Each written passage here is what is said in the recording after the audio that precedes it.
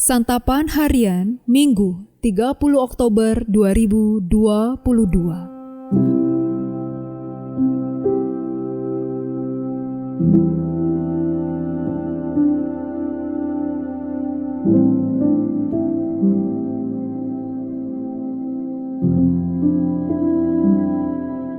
Inilah program Santapan Harian, sebuah program yang mengajak Anda menelusuri isi Alkitab, agar Anda menemukan makna firman Tuhan sesuai dengan konteksnya. Santapan Harian tertuju bagi Anda yang ingin memiliki kehidupan rohani yang segar, kuat, dan sigap. Hari ini kita akan membaca Ulangan pasalnya yang kedua, ayatnya yang pertama hingga ayatnya yang ke-25. Namun, kita akan membacanya pada ayatnya yang pertama hingga ayatnya yang ke-15. Sebelumnya, mari kita berdoa. Sang Gembala yang agung, bimbinglah kami dalam perenungan kebenaran sabda-Mu saat ini. Dalam Kristus Yesus, kami berserah. Amin. Ulangan 2 ayat 1-15. Kemudian kita balik dan berangkat ke padang gurun, ke arah laut Teberau, seperti yang difirmankan Tuhan kepadaku. Lama kita berjalan keliling pegunungan Seir, lalu berfirmanlah Tuhan kepadaku, demikian, telah cukup lamanya kamu berjalan keliling pegunungan ini. Beloklah sekarang ke utara, perintahkanlah kepada bangsa itu demikian. Sebentar lagi kamu akan berjalan melalui daerah saudara-saudaramu, Bani Esau, yang diam di Seir. Mereka akan takut kepadamu, tetapi hati-hatilah sekali. Janganlah menyerang mereka, sebab aku tidak akan memberikan kepadamu setapak kaki dari negeri mereka. Karena kepada Esau telah kuberikan pegunungan Seir menjadi miliknya.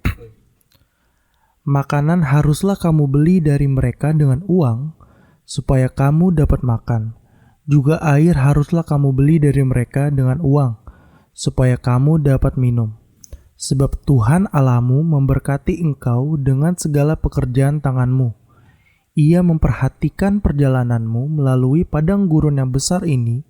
Ke-40 tahun ini Tuhan Allahmu menyertai engkau dan engkau tidak kekurangan apapun.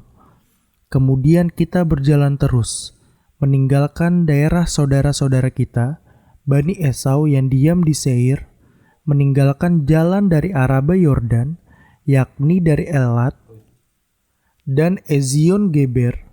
Sesudah itu kita belok dan berjalan terus ke arah padang gurun Moab. Lalu berfirmanlah Tuhan kepadaku, janganlah melawan Moab dan janganlah menyerang mereka, sebab aku tidak akan memberikan kepadamu apapun dari negerinya menjadi milikmu, karena Ar telah kuberikan kepada Bani Lot menjadi miliknya. Dahulu orang Emim diam di sana, suatu bangsa yang besar dan banyak jumlahnya, tinggi seperti orang Enak. Mereka itu pun dikira orang Refaim, seperti juga orang Enak, tetapi orang Moab menyebut mereka orang Emim. Dan dahulu di Seir diam orang Hori, tetapi Bani Esau telah menduduki daerah mereka, memunahkan mereka dari hadapannya, lalu menetap di sana menggantikan mereka, seperti yang dilakukan orang Israel dengan negeri miliknya yang diberikan Tuhan kepada mereka. Jadi sekarang bersiaplah kamu dan seberangilah sungai Zeret. Lalu kita menyeberangi sungai Zeret. Lamanya kita berjalan sejak dari Kades Barnea sampai kita ada di seberang sungai Zeret. Ada 38 tahun, sampai seluruh angkatan itu, yakni prajurit, habis binasa dari perkemahan, seperti yang dijanjikan Tuhan dengan sumpah kepada mereka. Dan tangan Tuhan juga melawan mereka untuk menghamburkan mereka dari perkemahan, sampai mereka habis binasa.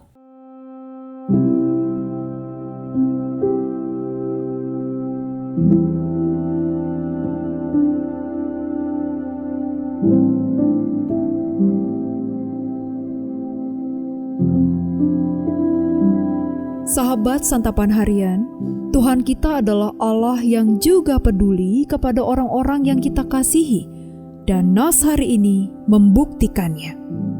Setelah lama berkelana di padang gurun, mendekati 40 tahun sesuai dengan hukuman Tuhan, Tuhan memerintahkan umat untuk pergi ke arah utara melewati daerah Seir, Moab, dan Amon.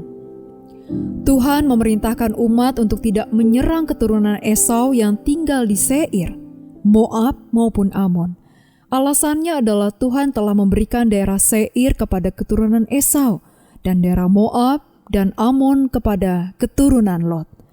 Bahkan supaya ketiga bangsa tersebut dapat mendiami tanah yang Tuhan berikan, Tuhan memunahkan Bani Hori yang sebelumnya tinggal di Seir, Bani Emim yang sebelumnya tinggal di Moab, dan Bani Zamzumim yang sebelumnya tinggal di Amon.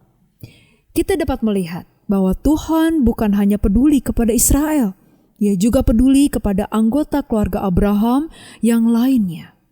Esau adalah cucu Abraham.